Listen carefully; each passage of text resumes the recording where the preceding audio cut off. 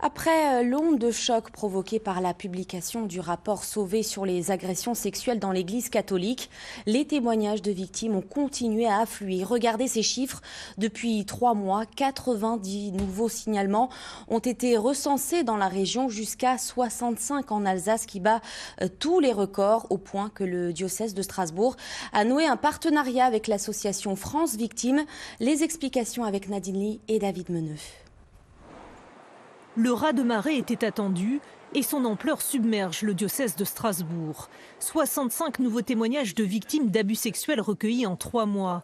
Des affaires anciennes, d'autres plus récentes. Des enquêtes judiciaires sont en cours.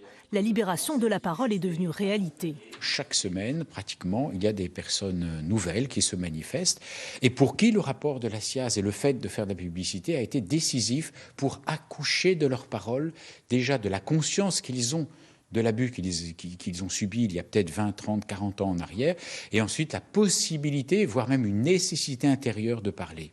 Des victimes qui ont besoin d'un accompagnement adapté.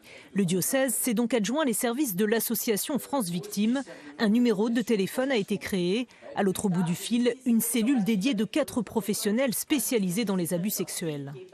Nous avons quand même des spécialistes de la question, donc des psychologues cliniciens qui ont été formés à ça. Certains ont fait leur mémoire de recherche sur ça.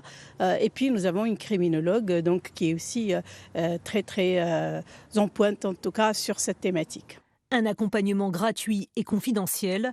Le dispositif pourrait toucher de nouvelles victimes, celles qui ont coupé tout lien avec l'Église. Bien évidemment, avec l'abus, la confiance entre la personne victime et l'Église est rompue. Du coup, il faudrait une association indépendante qui est laïque, qui puisse recevoir la personne victime à laquelle elle va avoir confiance, peut-être plus qu'une confiance qu'elle aura dans l'Église. Si les faits ne sont pas prescrits, les victimes peuvent être accompagnées dans leur combat judiciaire. Toutes ont aussi droit à une indemnisation. L'Église s'y est engagée. 20 millions d'euros ont été débloqués, dont 300 000 versés par le diocèse de Strasbourg.